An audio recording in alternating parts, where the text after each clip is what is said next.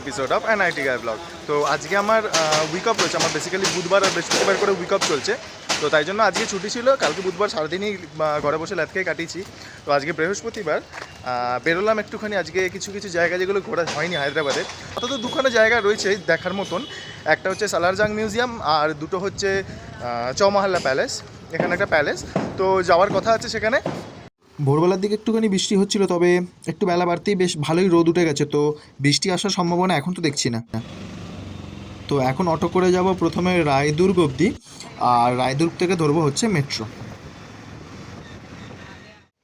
তো প্রথমে আমি ভেবেছিলাম বাসে করে আসবো, বাট বাসটা আমি মিস করি।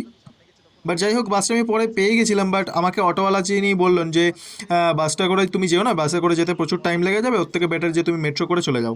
বাসে করে গেলে কি হতো, ডিরেক্ট আমি একদম কোটি অবধি চলে যেতে পারতাম, তবে টাইমটা একটু বেশি লাগতো।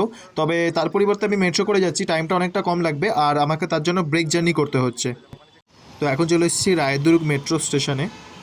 এটা হচ্ছে এখানকার হায়দ্রাবাদের মেট্রোর টিকিট। তো আমার যে ট্রেনটা আসবে সেটা হচ্ছে প্ল্যাটফর্ম নাম্বার 2-তে। অ্যানাউন্স হয়ে গেছে, আর 1-2 মিনিটের মধ্যে হয়তো মেট্রোটা চলে আসবে। এখানে হায়দ্রাবাদ মেট্রোটা হচ্ছে কলকাতার মতন অতটা বড় নয়, এবং মেট্রোটা যায় ওপর দিয়ে। বলতে বলতে মেট্রো চলে এসছে, তবে আশা করি খুব একটা ভিড় হবে না, কারণ এখান থেকেই তো মেট্রোটা শুরু হচ্ছে।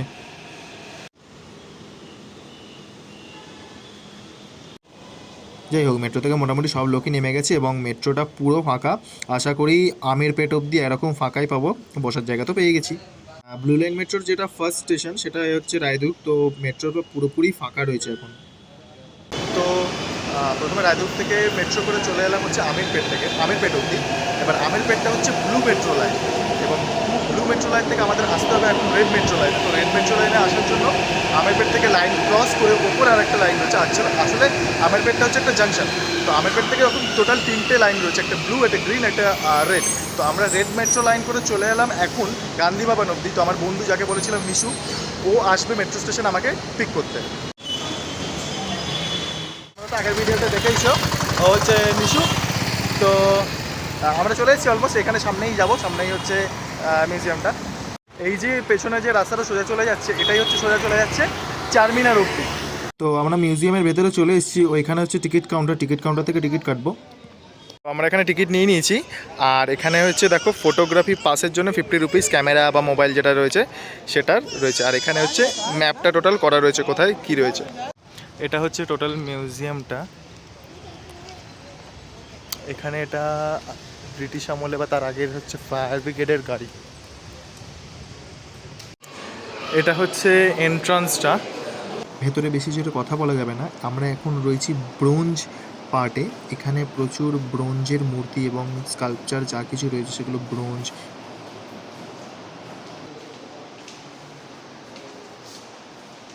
প্রচুর কাঠের ফার্নিচার এবং ওল্ড ব্রোঞ্জের ফার্নিচার এখানে রাখা রয়েছে। এখানে সামনে কিছু ব্রোঞ্জের মূর্তিও রয়েছে।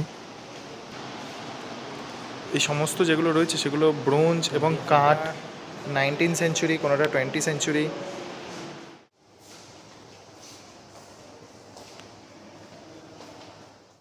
এখানে পুরনো রাজা মহারাজাদের ড্রেসেস, শাড়ি, বিভিন্ন রকম জিনিস রয়েছে। এই সেকশনটার মধ্যে রাখা রয়েছে আইভরি, মানে হাতির দাঁতের তৈরি বিভিন্ন রকম শোপিস, চেয়ার, টেবিল, ফার্নিচার এবং অনেক কিছু জিনিস। এখানে একটা ভেরি ইন্টারেস্টিং জিনিস দেখতে পেলাম, বিভিন্ন টাইপের দাবা, চাইনিজ দাবা, ইংলিশ দাবা। তো এছাড়াও অন্যান্য জিনিসও রয়েছে। আর আরেকটা জিনিস রয়েছে মিনিয়েচার, কত ছোট্ট ছোট্ট দুখানা দাবার সেট।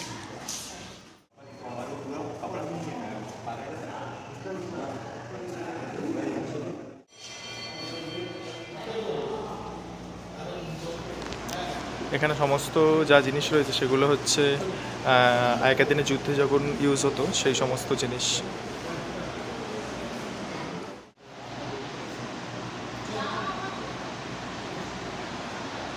বন্দুকগুলো হচ্ছে এটা সব ওই পুরোনো দিনের বন্দুক, যেগুলো হচ্ছে একবারই ফায়ার করা যায় এবং এর মধ্যে এই বারুদগুলো ভরে তারপর সামনে যে স্টিকটা দিয়ে আছে সেইগুলো দিয়ে গুলি ভরে তারপরে হচ্ছে চালাতো। এখানে হচ্ছে প্রচুর ছোট ছোট পিস্টল টাইপের রয়েছে, সবই পুরোনো দিনের।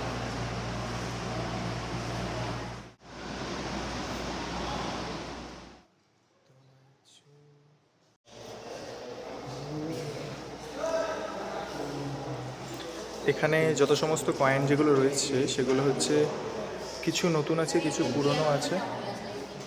এখানে দেখানো হয়েছে যে ফ্রেঞ্চরা যখন যুদ্ধ করতে যেত তখন কিভাবে তাদের সৈন্যদের সাজানো থাকতো, বা সেরকমভাবেই দেখানো রয়েছে এখানে ওদের সমস্ত শস্ত্র বা আর্টিলারি যে সমস্ত জিনিস ওরা ইউজ দেখানো রয়েছে।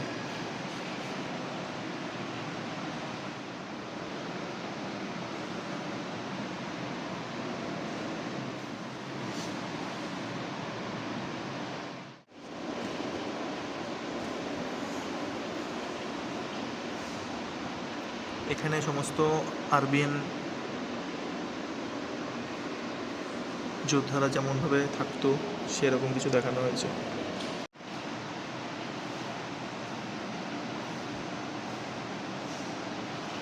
এখানে পুরো ব্রিটিশদের যখন রেলওয়ে স্টেশন যেভাবে প্ল্যান করেছিল, ম্যাপ করেছিল, সেই জিনিসটা সম্পূর্ণ দেখানো রয়েছে।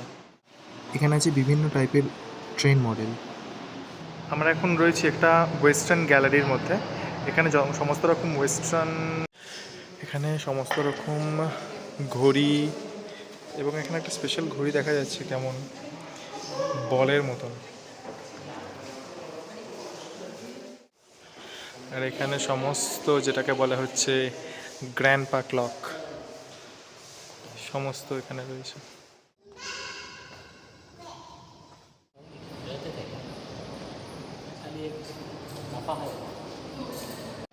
এখানে একটা ক্লক রয়েছে যেটাকে বলা হয় মিউজিক্যাল ক্লক, এবং এটা প্রচুর পুরনো।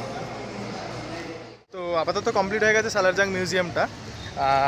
আমার ইচ্ছা হচ্ছে চৌমালা প্যালেস যাওয়ার, বাট নিশুর তো হচ্ছে আজকে অফিস রয়েছে, ওর বিকেল 5টায় হচ্ছে লগ ইন, তো ক্যাব আসবো ওর 3:30 নাগাদ, তো এনিহাও ও চলে যাবে। বাট আমার দেখি যাওয়ার ইচ্ছা আছে, এখন লাঞ্চ করবো, লাঞ্চ করে তারপর যাবো হচ্ছে চৌমালা প্যালেসের দিকে। তো নিশু আমাকে ড্রপ করে দিয়ে গেল হচ্ছে চৌমালা প্যালেসের সামনে, বাট আমি বললাম যে একটুখানি খিদে পেয়েছে, খাবো। বেলা তেমনভাবে কোনো কিছু ব্রেকফাস্ট করা হয়নি, একটা জাস্ট কলা বিস্কুট আর কেক খেয়েছিলাম। তো একটু আগে জাস্ট একটা আখের রস খেলাম, আর তেমনভাবে কিছু লাঞ্চ করা হয়নি। তো আগে একটু লাঞ্চটা করে নেবো। সামনে অনেক কিছুই খাবার রয়েছে, সাদা রয়েছে, বিরিয়ানি টাইপের অনেক কিছু রয়েছে, বাট ভাবছি কিছু লাইট কিছু খাবো। তো দেখি এখন হচ্ছে চারমিনারের আশেপাশে যে রাস্তা রয়েছে এটা হচ্ছে মেক্কা মসজিদের পাশের দিয়ে যে রাস্তাটা গেছে সেই রাস্তাটা। 5টা অবধি বিকেলবেলা খোলা রয়েছে চৌমালা প্যালেস। তো তার আগে এখন তো বাজে অলমোস্ট 3:10-15 মতন হয়েছে। তো আগে কিছু খেয়ে নেবো, তারপরে যাবো হচ্ছে ঘুরতে। এটা হচ্ছে চারমিনারের সামনে মেক্কা মসজিদের যে সামনে দিয়ে যে সোজা রাস্তাটা গেছে সেটা, আর ঠিক উল্টো দিকে এই সোজা চলে গিয়ে আমি যদি ডান দিকে যাই তাহলেই পাবো চৌমালা প্যালেস। মার্কেটে বেশ ভালোই ভিড় রয়েছে আজকে। কথায় আছে চারমিনারে সকাল শুরু হয় দুপুরবেলা 1টা-2টো থেকে, এবং মার্কেট চলে হচ্ছে রাত্রির 1টা-2টো অবধি। তবে বেশ কিছুদিন ধরে পুলিশের জন্য মানে এলাকায় কিছু ঝামেলা হচ্ছিল বলে ওল্ড সিটির দিকে, তো তাই জন্য এখন বেশি রাত অবধি মার্কেট খোলা থাকছে না। আর দিনের বেলা তো বরাবরই ভিড় হয়।